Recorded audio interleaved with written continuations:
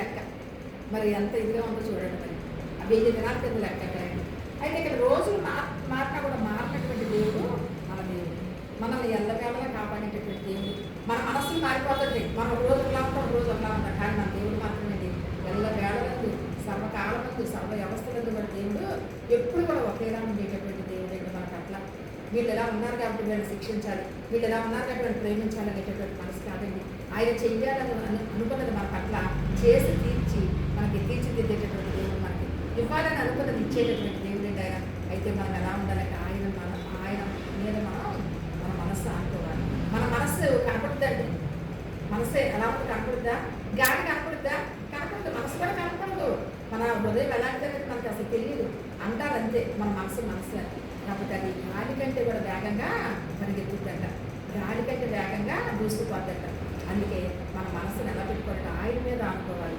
ఆయన మీద అనుకున్నప్పుడు మనం కూడా ఆయన చేతి నీళ్ళలో మనం దాచి ఉంచబడతాం. అలాగే రోజులు మారినటువంటి మన దేవుడు ద్వితీయోపదేశ కాండం చూస్తే 8వ అధ్యాయంలో దేవుడు అక్కడ ఇశ్రాయేలు అని మాట్లాడుతున్నారండి. తండ్రి ఇశ్రాయేలు ఇశ్రాయేలు ఇశ్రాయేలు. ఆయన యాకోబు మోసగాలని చెప్పి ఆయనతో పెరిగినప్పుడు ఆ పేరు ఆయన ఇష్టం లేక ఆ యాకోబు అనే పేరు తీసి ఇశ్రాయేలు అని అనబడతారని చెప్పాడు.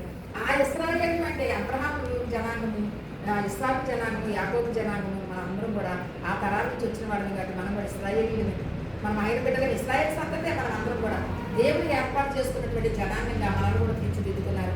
ఆ రోజుల్లో వాళ్ళు దేవుని ఆజ్ఞకు లోబడి దేవుని మాటకు విని మరి అక్కడ వాళ్ళు మరి ఉండబట్టి అంత పేరు తెచ్చుకున్నారండి.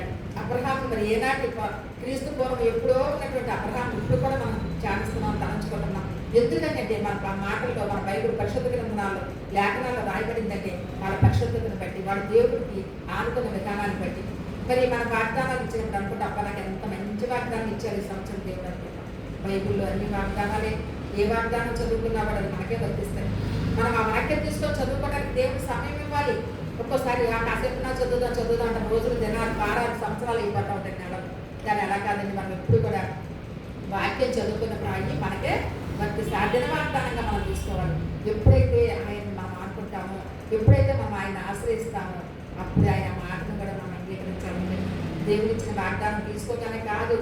మన ఒక సిస్టర్ పెట్టారు మంచి మాట ఏంటంటే ఆయన ఆజ్ఞలను పాటించినప్పుడు అబ్రహాం గారికి ఆయన ఆజ్ఞ పాటించాడు. దేవుడి మాట ఆలకించాడు ఆయన. అబ్రహాం నువ్వు ఉన్న పడంగా ఉన్న ఊరికి దేశాన్ని వదిలిపెట్టి వెళ్ళిపో అంటే వెళ్ళిపోయాడు. అందుకే ఆయన జనానికి తండ్రి అయ్యాడు. మరి మనకి ఇచ్చిన వాగ్దానాన్ని బట్టి మనం ఆయన ఇచ్చిన ఆజ్ఞను బట్టి మనం నడుస్తున్నామా అనేది కూడా మనం ఆలోచించుకోవాలి. ఈ వాగ్దానం నా పక్కన